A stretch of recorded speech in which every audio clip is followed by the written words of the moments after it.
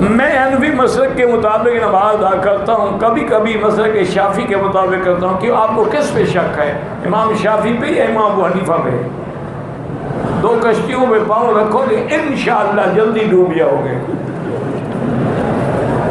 کہتے جی کہ ہم چونکہ جس ملک میں رہتا ہو جو فقہ رائج ہو تو ساری زندگی جس فقہ پہ عمل کرتے رہے، اب صرف نوکری کے لیے تو نہیں بدلی جا سکتی، چونکہ نوکری کے لیے یہاں آ گئے ہو، کل ماشاءاللہ نوکری کے لیے مصر چلے جاؤ، پھر شافعی بن جاؤ، پھر حبشہ چلے جاؤ، پھر مالکی بن جاؤ، یہ تو تماشا ہو گیا۔ جس فقہ پہ زندگی میں رہے ہو اسی پہ قائم رہنا چاہیے۔ ویسے تمام ائمہ برحق ہیں، اور یہ میں نے نہیں کہا، یہ حضرت شاہ ولی اللہ رحمۃ اللہ نے فرمایا ہے کہ جس ملک میں جو فقہ رائج ہو اسی پہ اگر عمل ہو تو جھگڑا نہیں ہوتا۔ جھگڑا تب ہوتا ہے جب نئی فقہ کا کوئی مسئلہ نہیں۔ آج مثلا دیکھیں نا جی کہ صبح کی نماز میں امام صاحب نے سجدہ تلاوت کے لیے سورۃ سجدہ پڑھی، سنت ہے۔ حضور پاک جمعہ کے دن فجر کی نماز میں پہلی رکعت میں الف لام میم سجدہ اور دوسری رکعت میں سورۃ الدہر پڑھتے تھے، لیکن یقین کریں میرے سامنے جو 2-3 صفحے تھی نا، پہلے وہ کھڑے رہے، انہوں نے نہ رکوع کیا نہ سجدہ کیا۔ اچھا جب امام سجدے سے کھڑا ہو گیا اب ان کو ہو شاید وہ جلدی انہوں نے دو سجدے کے، وہ سجدہ تلاوت ایک ہوتا ہے، دو تو نہیں ہوتے، تو انہوں نے تو اپنی نماز ہی برباد کر دی۔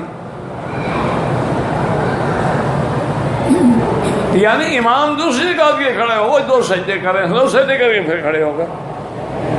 اللہ کے بندے یاد رکھو، جو آدمی امام کے سجدے میں جانے کے وقت صرف رکوع میں چلا گیا اس کی نماز ہو جائے،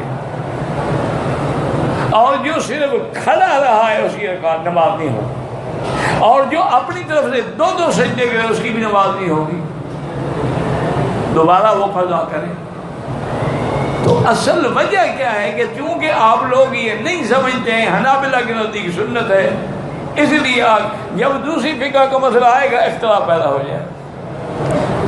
میرا ایک دوست حدیث سے پریشان کرتا ہے، حدیث تو کسی کو پریشان نہیں کرتا، اس کی کسی حدیث میں اس نے پڑھا ہے کہ پریشان کرو لوگوں کو؟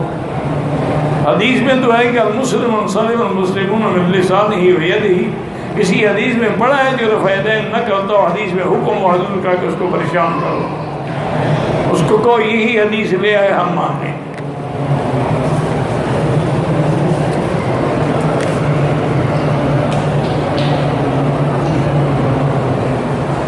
چاروں ائمہ برحق ہیں، نماز کا جو طریقہ بتایا وہ بالکل قرآن و سنت ہے۔ تمہیں نہ پتہ ہو تو اماموں کو تو کوئی قصور ہے، رفع یدین کو واجب ہے نہ فرض ہے، اسی لیے کوئی کرتا ہے کوئی نہیں کرتا، اس میں کیا ہے؟ آمین بالجہر بھی جائز ہے، بالسر بھی جائز ہے، اس میں کون سا اختلاف ہو گیا، جھگڑا ہو گیا؟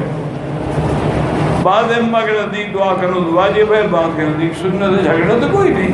وتر وہ بھی پڑھتے ہیں، وتر وہ بھی پڑھتے ہیں، سب کے درست ہیں۔